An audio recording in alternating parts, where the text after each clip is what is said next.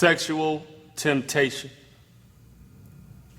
When we look at sexual temptation, there are many areas that we can say we fail to respond. But I think we fail to respond radically in two areas, and that's through our ignorance and that's through our passivity. Let's look at Brian's situation.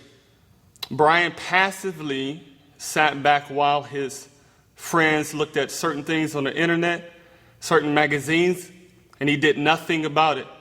And that corruption created within him a false standard of sexuality, and it played itself out in his relationship with Tiffany. So we see this false standard that is being actively pursued, not only in the male, but the male in the urban culture, and creating this false, skewed view of women. And so now we don't see women to be esteemed.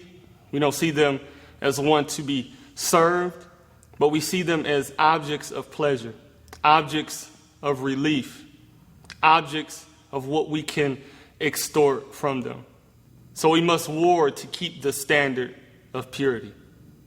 Jesus, being the picture of the perfect man, he dissolves the lie that being sexually active is connected to being the ultimate male. And what I mean by that Jesus, it says about him that he was tempted in all things, yet he was without sin. That means sexual as well. Christ, he saw sex in its proper context, meaning he was single and he didn't engage in sex. So it shows that manhood is not tied to being sexually active.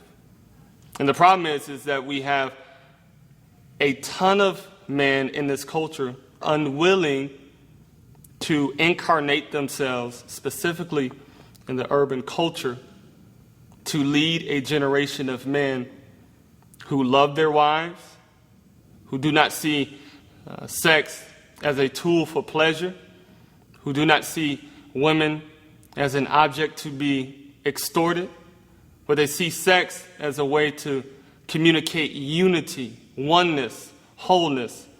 They see women as in creation in the image of God to be esteemed and uplifted. Our communities need men who see sex in its proper context and who are willing to plant themselves in these urban communities to lead young men into manhood to represent that standard of Jesus Christ.